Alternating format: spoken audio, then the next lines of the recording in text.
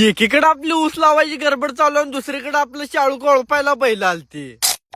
तर जय श्रीराम मित्रांनो, स्वागत आहे तुमचं आपल्या नवीन ब्लॉग मध्ये. आपलं शेताकडले शाळू कोळपायला आज बैल येणार होते, त्यासाठी आपली लगेच राधा काढून डायरेक्ट गेलो शेतात. मी शेतात जाऊपर्यंत बैल पण आलते आणि त्यांनी एक प्लॉट कुळपून दुसरं प्लॉट कोळपायला पण चालू केलं. थोड्या वेळात लगेच धप्प करून दुसरा प्लॉट पण कुळपून झाला. 2 प्लॉट कोळपाय झाल्यानंतर ना लगेच तिसऱ्या प्लॉट मध्ये पण बैल लावली. तिसरा प्लॉट पण बघत लगेच कोळपायला पण झाला. कोळपायला त्यांनी तिथलं सगळं झाल्यानंतर ना लगेच आपली राधा काढून डायरेक्ट गेलो घराकडे, कारण आपल्याला धुमसायला जायचं होतं. घरात जाऊन लगेच झप्प करून आवरून आपली गाडी काढून डायरेक्ट चाललो बेळंकीला, कारण आजचं आपलं धुमसायचं काम बेळंकीतच होतं. तिथं जाऊन लगेच झप्प करून आपली मशीन काढून धुमसायला पण चालू केलं. आणि भावानं तुम्हाला आता एक गोष्ट सांगतो, काम कोणतंही असो काम करायला लाजायचं नाही, कारण कष्टाने हाल होतील पण हार नाही. आणि आपलं कष्ट हे प्रामाणिक असेल तर कोणाला भ्यायची आपल्याला काय गरज नाही. आणि लोक काय म्हणतील याचा विचार करून जर आपण कष्ट करायला सोडलं तर ते लोक काय आपल्याला आणून खायला घरात देणार नाही. आणि आता त्या 4 लोकांकडे दुर्लक्ष करायचं आणि आपण जे काम करतो ते काम प्रामाणिकपणे करायचं.